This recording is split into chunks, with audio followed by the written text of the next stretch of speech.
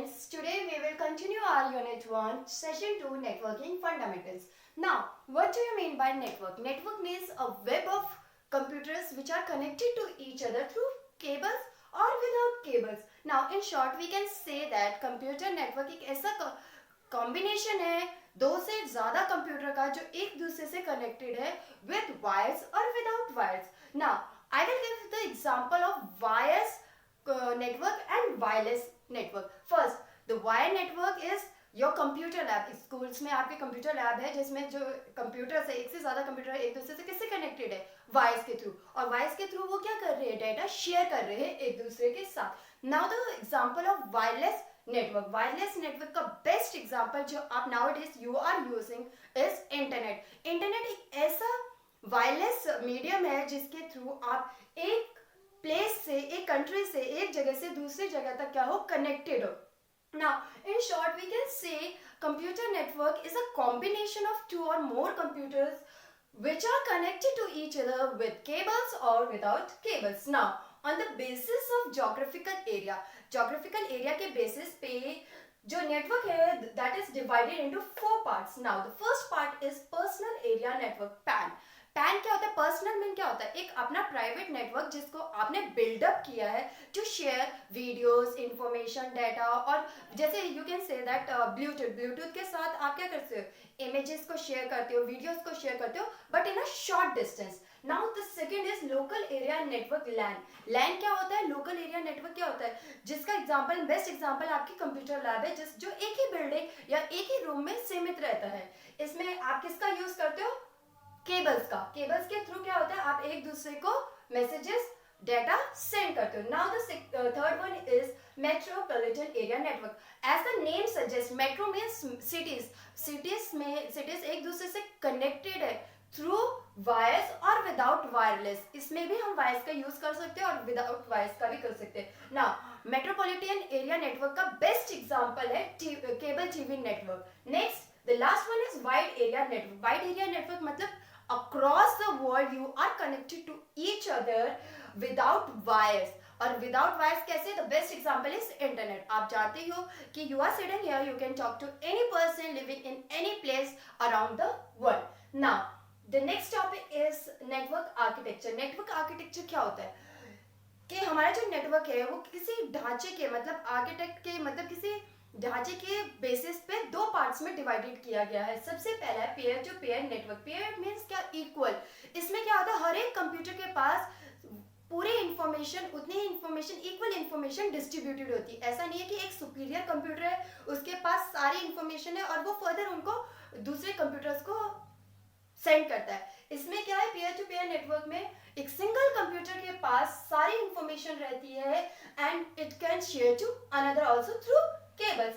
Now the next one, this is the important network architecture जिसमें क्या होता है? एक क्लाइंट होता है, एक सर्वर होता है.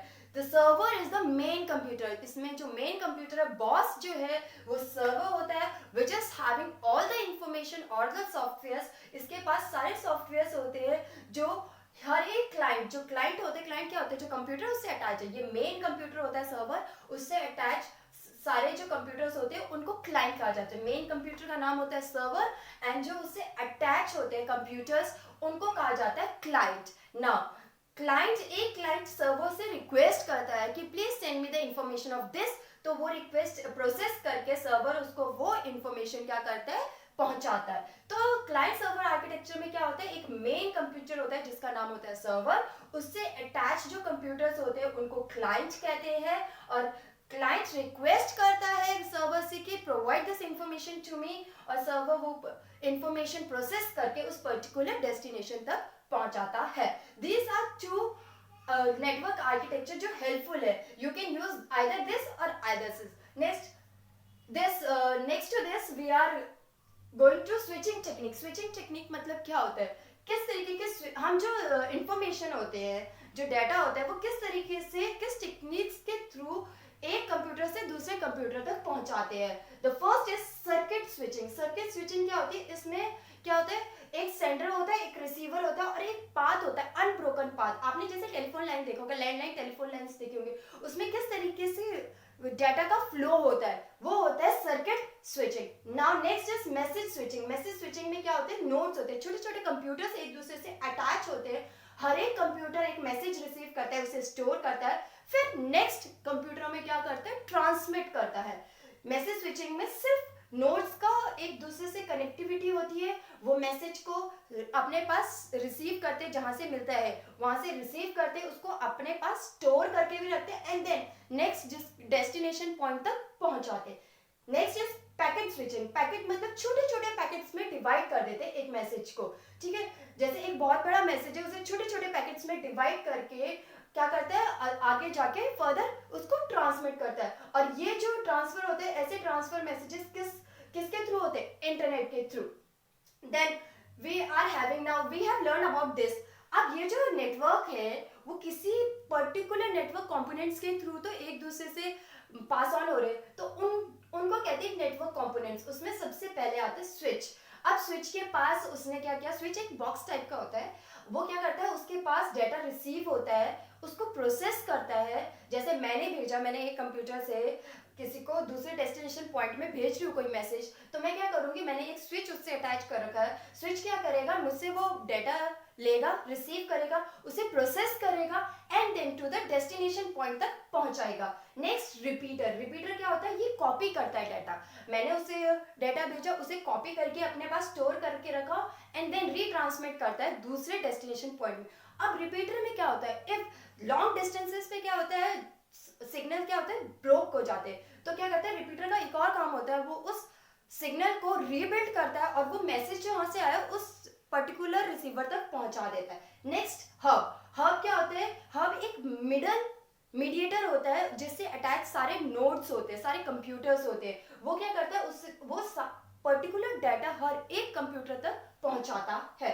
ना राउटर भी क्या है, एक नेटवर्क को दूसरे नेटवर्क से, मतलब एक पर्टिकुलर लैन को दूसरे लैन से कनेक्ट करता है, एंड एक पर्टिकुलर रूट बनाता है। ऐसा नहीं कि किसी भी रूट से चला जाए, एक पर्टिकुलर पाथ होता है इसका, जिसके थ्रू वो मैसेज को एक रूट से दूसरे रूट तक पहुंचाता है। नाउ ब्रिज एक ऐसा कंपोनेंट है, ऐसे चैनल है, मीडियम है, जिसके थ्रू आप क्या करते हो, छोटे छोटे पैकेट्स को दो नेटवर्क सेगमेंट से, मतलब लैन से मैन में क्या करते हो, कन्वर्ट करते हो, कम्युनिकेशन करते हो, मगर उनका एक सेट ऑफ कम्युनिकेशन रूल्स होता है। उसी सेम रूल के हिसाब से क्या कम्युनिकेशन रूल क्या होता है कि कुछ प्रोटोकॉल्स होते हैं कि आप पहले यहाँ पे इस मैसेज को यहाँ पे रखेंगे, फिर इसके बाद यहाँ जाएगा, तो मतलब ये एक रूल्स होते हैं कम्युनिकेशन के। उसके थ्रू क्या करता है, ब्रिज दो नेटवर्क्स को कनेक्ट करता है, और जो मैसेज है वो एक जगह से दूसरी जगह पास ऑन करते हैं। Now, in next video, we are going to learn about the network topology. Network topology क्या होते हैं वो हम next video में पढ़ेंगे. Thank you so much.